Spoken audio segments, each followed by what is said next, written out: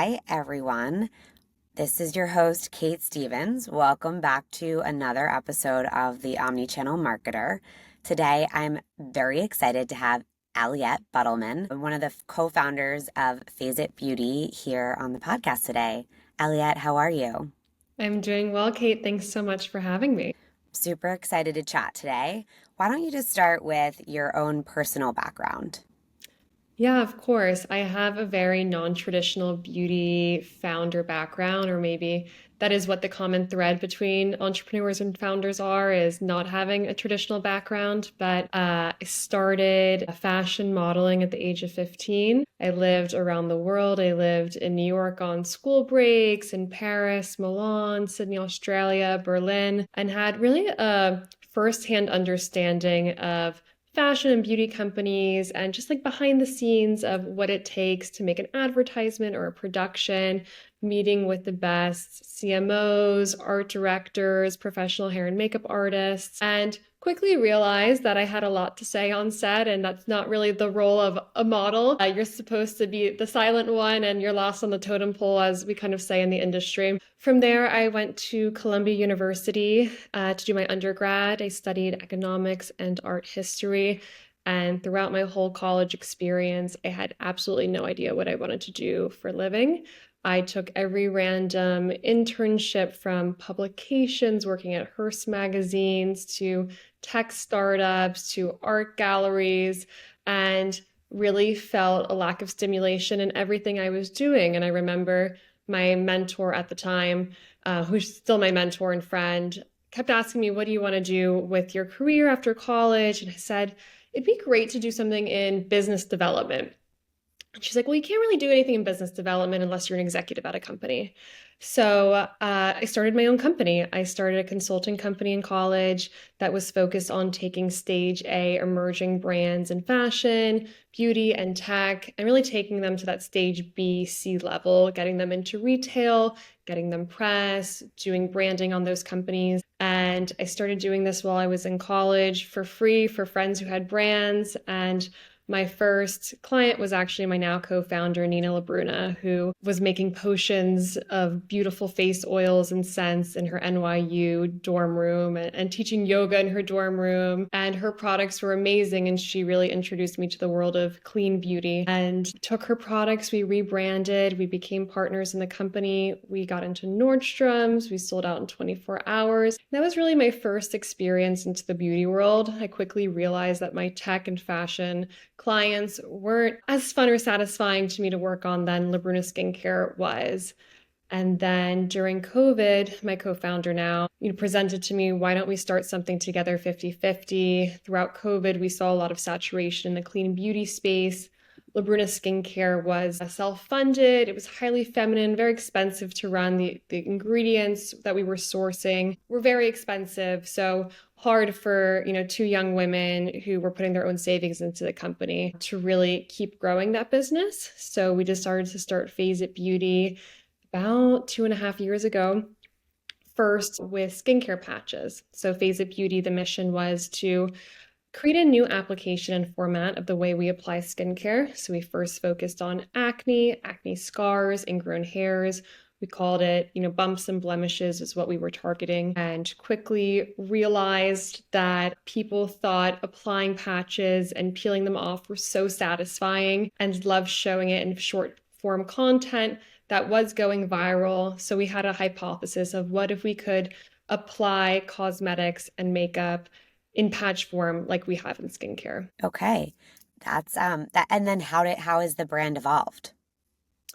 Yes. I think owning a brand and being an entrepreneur, you really have to keep adapting. And if something's not working, be nimble and quickly change the path if it feels right to, the brand mission or the founders. We launched the first ever makeup patch category in April of 2024, and that really put us on a map in a super disruptive way, unlocking retail relationships, going into retail for the first time, hitting, our first million in 2024. So yeah, the business has really evolved in the last year. Tell me a little bit more about what a makeup patch is. Yeah, our patches are paper-backed technology with a print on the other side of it. Place it on your face, you dab it with water, you peel it off after, saturating it in water for 30 to 60 seconds, and you have a beautiful design on your face. We call it makeup artist skills, without having to have the technicality of being a makeup artist. Super easy to use. You can put it on top of foundation or on bare skin with sunscreen. Super easy to use and super fun. Awesome. So you launched your brand initially. Was that on D2C? Yes, direct to consumer first and then quickly after launched on Amazon. Okay. And so is D2C and Amazon the two channels that you're in currently? Currently in direct to consumer, Amazon, Urban Outfitters nationwide and online, CVS in 400 doors, a bunch of small indie boutiques that we love, and we have a big mass retail launch coming February 2nd. Oh, that's so exciting. Well, talk to me about how you think about the role that different channels play for you as a brand. Yeah, I think each channel unlocks a different type of customer. Us, direct to consumer was really a platform where our digital community on TikTok or Instagram could come to shop the product, and the brand awareness was started over social media. Amazon for us is reaching a new type of customer. Unfortunately, they don't give us so much data of who that customer is, but what we think of Amazon is that impulse purchaser, the somebody who wants it as soon as possible that our direct to consumer channel can't necessarily offer with shipping. Urban Outfitters was the first retailer we ever wanted to be in. It is our Gen Z demographic who is looking to go to Urban Outfitters to buy their occasion wear. If it's getting ready for a game day or a concert or back to school or Halloween, having our products there is a great impulse purchase for them to really complete their look, accessorize their look, and also meet new and emerging brands they want to try for the first time. CVS for us gives us that accessibility to our customer who wants the product quicker than Amazon Prime can get them. It is, again, that impulse purchase of, oh my gosh, I forgot, like I have this concert tonight or I have this date. I really want our phasic glitter freckles to really like complete my look. Amazing. So it's a discovery and new customer acquisition for you. Exactly. Amazing. And you talked a lot about social media being kind of where you've built your brand. So has that been TikTok? Has that been Instagram? What's really worked for you there? Yeah, we started our company with savings. We put in $13,000 to get the business off the ground. And I'm pretty sure the stat is you need $1 million invested in a beauty company to really disrupt the industry. And that wasn't us. And we were really scrappy in the early days. And the only thing that we could control is content.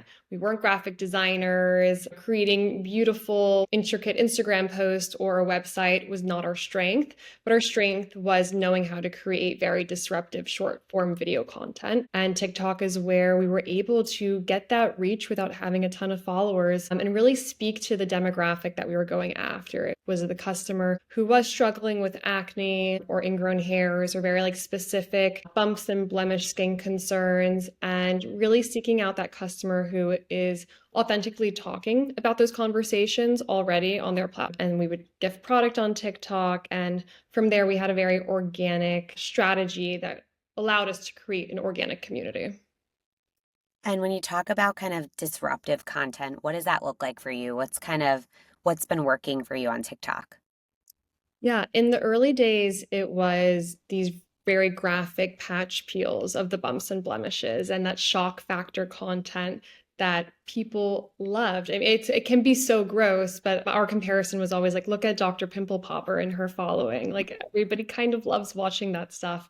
And we applied that to, formulating the makeup patches of having that same instantaneous results. I think people love before and afters. They love instant gratification, and all of our products really showcase that. You can have this intricate, beautiful makeup patch design super quickly, and you can show your followers at the same time.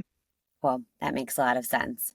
So, at the time that we're talking about this, TikTok is, going to be banned in the US. How are you guys thinking about that as a business?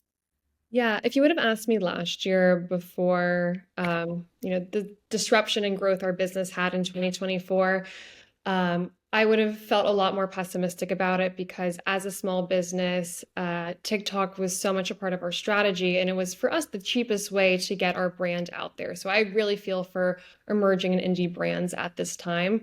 Also, content creators who are making personal brands. It's been a great platform for that. But for right now, since last year, we really decided, we've had this ban looming over all of our heads. Let's get in front of it. We started regularly posting on YouTube Shorts and Pinterest and utilizing our content on other platforms. We re-engaged back with Instagram and Instagram Reels to figure out what worked for us on that platform because we've realized the content that was performing well on TikTok wasn't necessarily performing well on Instagram. So diversifying our content and on different platforms. And now I think everyone's forced to think about marketing and advertisement differently. I think most brands' focus was on TikTok. So now I'm thinking, maybe it's going back to out of home marketing, pushing Instagram Reels a little bit more, YouTube Shorts, kind of seeing where the TikTok user decides to spend their time more on. So I think everyone's going to have to get a little bit creative moving forward. But let's see. Maybe there is no ban. Yeah, it's unclear at this point, but makes sense on the diversification of channels. I know Taylor Swift has used your product, and I think you guys were pretty creative about how you got in front of her. So could you just, talk me through that story? Of course, my background being in the fashion industry, I knew that getting celebrities publicists or their management team is so difficult to reach. And we've tried just this with other brands and other clients I have had. And you always get rejected. Nobody responds back to you of gifting them products. So I thought, okay, well, maybe like her stylist or her makeup artist, that would be like a better contact of getting her product and maybe more likely to be used and seen by her. So I did some research. Taylor works with one makeup artist. Her name is Lori Turk. She's represented by an agency. Her agency gave me her address, sent her product back in May when we first launched the product last year. And I didn't really expect to hear anything with that single strategy. So I was like, all right, how do we get Taylor to see Phase It everywhere? So we sent to Sabrina Carpenter, who was opening for her on the European leg of her Eras tour. We sent to all the other wives and girlfriends of the chief. So I was like, all right, well, if she's in the VIP box around the girls, like, I don't know, maybe the camaraderie there. And then lo and behold, October 7th, she walks into Arrowhead Stadium for the Chiefs home game, and she is wearing our glitter freckles. And, ever since then, everything has been absolutely insane. Yeah, was that just a complete, like, ultimate viral moment for you guys? 100%. I mean, we've had so many viral moments on social that we've seen, these upticks in sales. But with her, the global stage that she is on, I mean, I realize there's journalists, their sole job is just to write about Taylor Swift every single Wow. day. So it was so overwhelming. I mean, we had people saying, we're seeing this coverage in the Philippines, in Australia, in the UK. The reach it had was absolutely insane. Her Eras Tour North America was coming back to the US 2 weeks after she wore the product. Halloween was 3 weeks after. I mean, Mm. we could not have asked for better timing. Every media outlet, press outlet, was writing about us in the US and internationally. 48 hours later, Peacock, NBC set up a set in my living room to do a documentary on the Swift effect. CBS Inside Edition had me in their studio in New York. We are flying to New Orleans, Indianapolis, Toronto, Vancouver to do interviews where her tour was going next. It was absolutely insane. We saw a 35x increase in web traffic and sales. We did over seven figures in 48 hours. Crazy. Um, Do you have any idea where she saw it, or is it impossible to know? I have no idea. I Okay. mean, I think there's like major walls up of like not being able to reach her somehow. Like we've penetrated those walls, but we sent her makeup artist and Taylor, handwritten thank you letters, hoping that was, the way that she received the products. Wow. But I guess for right now, we'll never know.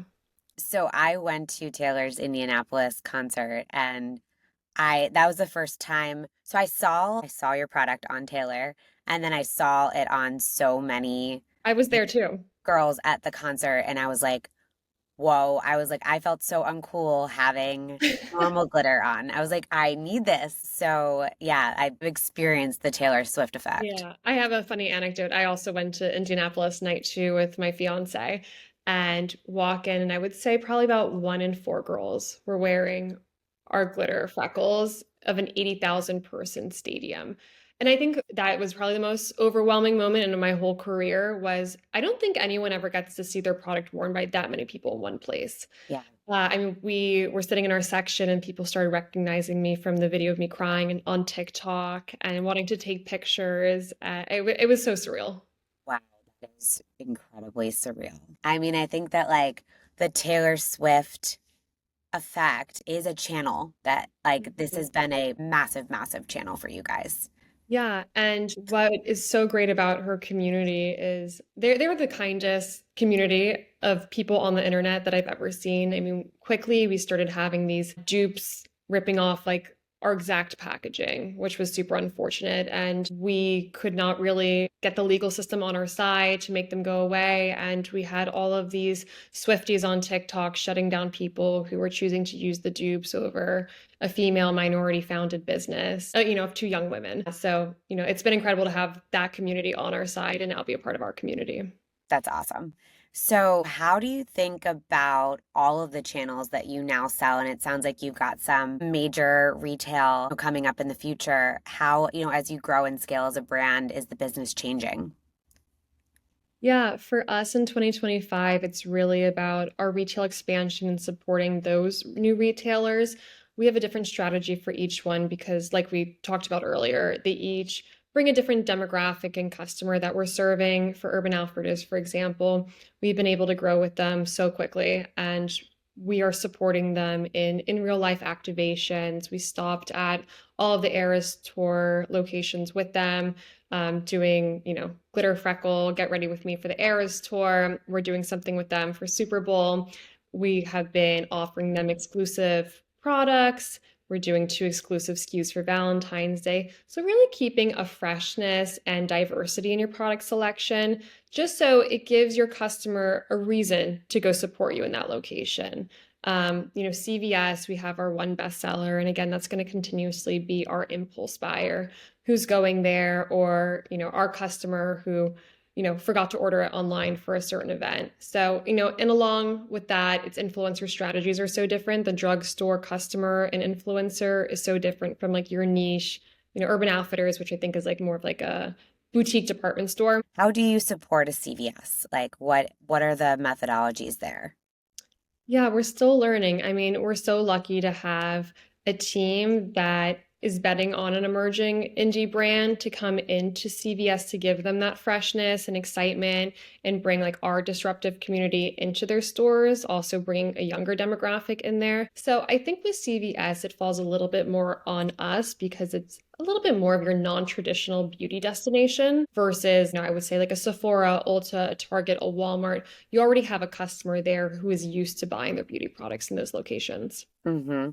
Where's your placement in CVS? It is a new aisle called Beauty Minis. So it's really focused on a mix of trial and travel, new and emerging brands, kind of what you're seeing on social media ending up in stores.